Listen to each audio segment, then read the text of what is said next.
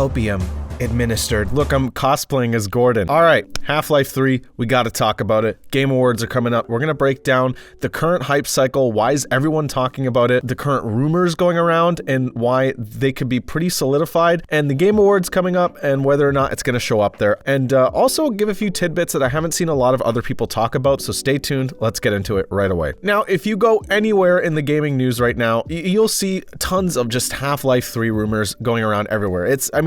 We go through this every year, but this year specifically, things have been feeling a little different, especially from, data miners like Tyler McVicker himself has said that things feel different. Everyone is talking about it, and every type of data miner and leaker and the rumor mill are all talking about the same exact thing, which is different from other years. With Valve's recent release of their new hardware, so the Steam Frame, Steam Machine, and Steam Controller, this gives even more precedent to these rumors, especially because Valve is known to release a lot of new software with new hardware. So we got Aperture Desk Lab with the Steam Deck, with the Valve Index, we got Half-Life Alyx, and every time they release a new piece of software like this, it's always to break the ground on technology in some way. Like Half-Life 2 was physics. Half-Life 1 was integrated story and immersion. Stop f***ing with the microwave. And now with Half-Life 3, that seems to be more on the based on leaks, AI and companions. So a lot more reactivity in the game. Now, what type of game it's going to be is likely going to be a hybrid between VR and non-VR. So it could be played either way, in my opinion. The fact that Steam is making a big focus on the Steam Frame, being able to play flat screen games within the headset adds even more fuel to this, in my opinion. Now that we know why all this stuff is stirring up, the Game Awards are coming up, so that's just adding another log to the already blazing fire. Why is everyone thinking it's going to be at the Game Awards? Well, let's break it down. So in the past, every time Game Awards come around, that is the Half-Life 3 going to get announced discussion comes up again and again. Not for no reason. I mean, if we look back, Geoff Keighley actually has pretty close ties with Valve all the way back to Half-Life 1. He was in their offices talking a lot about it, doing a lot of journalism. So it's not kind of unfounded why people think that it's going to show up at the Game Awards. And with what the rumors are saying, where it has to be revealed sometime this year, it makes sense to show it off at a big event like this. But here's what no one's talking about that I think is really important. Back early last year, or late last year, I guess, is the way you're looking at it. It was around New Year's. Mike Shapiro, the voice artist for Gman, made a little teaser tweet, and he posted, and he did like a voiceover as Gman, and it was over, I think it was like a music album he put out. May the next quarter century deliver as many unexpected surprises. See you in the new year. Coming from someone of his status with such close ties, especially because we know he is the voice of Gman and he's going to have to be the voice of Gman again, he wouldn't be saying this for no reason. Because if he was saying this and it was wrong, that's a big risk on his own reputation. And I don't think he would be putting this on the line for no reason. By that time, Valve was probably pretty far in development with Half-Life 3, where he was pretty confident they were going to show something in 2025. So back to the Game Awards. In the past, Valve has handled all of their announcements pretty much directly from a tweet or something like that. And that's their business model. They want to be direct with the customer. And they've historically, besides the Portal 2 PS3 port, have avoided third-party stages. And we saw this with the way Half-Life Alyx was revealed. They literally said in a tweet, the next Half-Life installment is coming out. The Steam Deck reveal itself was a tweet. And in the Index, that was all tweets. So there's a very consistent pattern of how they handled past releases. However, when it comes to the bigger picture, which is obviously what they're targeting now, with Steam being in the living room, with the Steam Machine and the Steam Frame and the Steam Controller, like they're making this whole ecosystem, there could be a rare exception. And here's why. Valve already, we know, has appeared on the sponsor advisory list of the Game Awards before. Not the first time. They appear again this year. If they were to appear at the Game Awards, what's the most likely scenario of them announcing Half-Life 3? And how? A full Half-Life 3 reveal at the Game Awards, in my opinion, and based on all the data and all the patterns on how they behave as a company and how they've handled past releases, is very unlikely. But I don't think a small tease is out of the question, and here's why. Valve hasn't said much else about their hardware, and it's likely we're not going to hear much else until early next year, especially with the ongoing insanely high prices due to AI. Thank you, AI. I'm really glad the AI slop is making it harder for anybody to do anything. Great, thank you. Anyway, with that being said, Valve has a lot on their plate, and how they reveal Half-Life 3, especially with the likely price increase of the Steam Machine due to these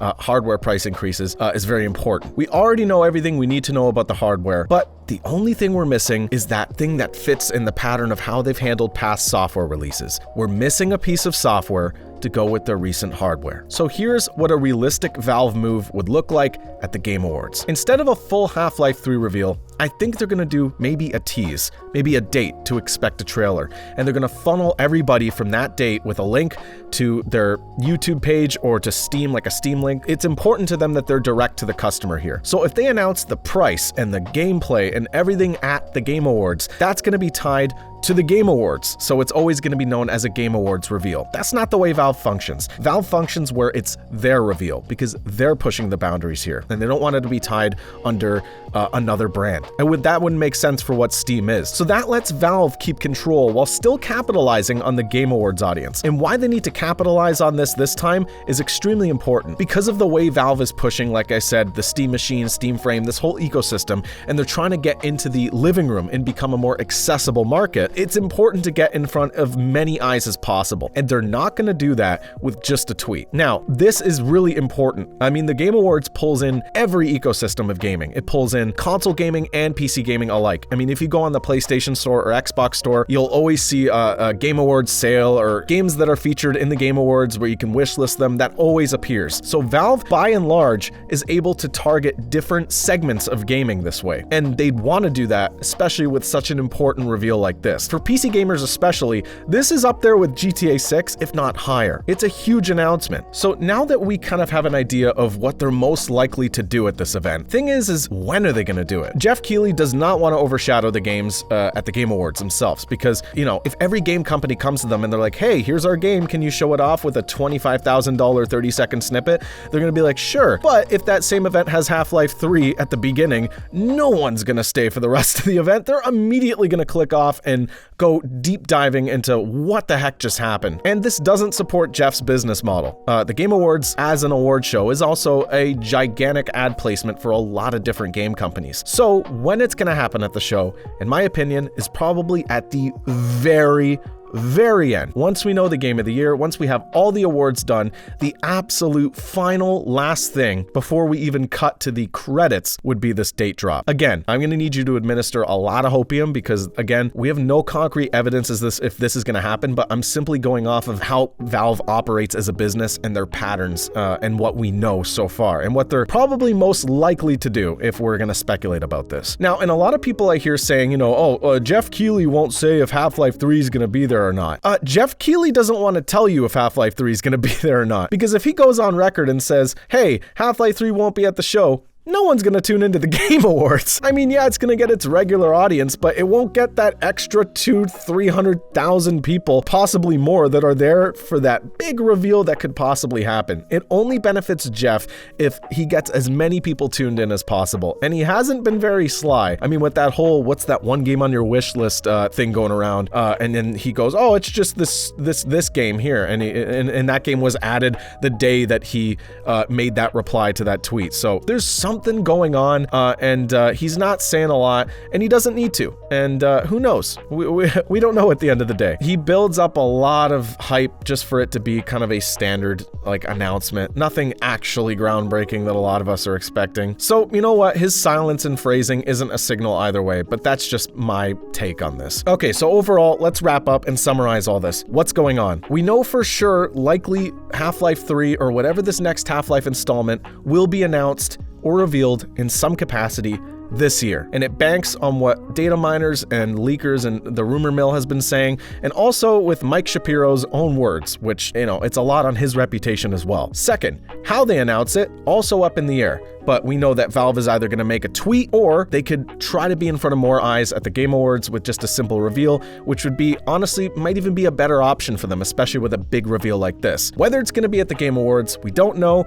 Geoff still hasn't said anything and is likely not to say anything until that day comes. And honestly, based on what everyone's saying, it could be a matter of days or weeks from when we hear about one of the biggest releases in modern times, or in gaming history for that matter. There might not ever, besides GTA 6, be anything like this ever again, unless Perfect Dark comes back. overall, I hope you're all administering Hopium with, you know, a grain of salt. And let me know down below, when do you think Half-Life 3 is going to get revealed? Do you think it's going to get revealed this year? Do you think it's going to get revealed at the Game Awards? Like, subscribe if you like everything I'm talking about. If you want to see more, make sure you hit that bell so you don't miss a single video.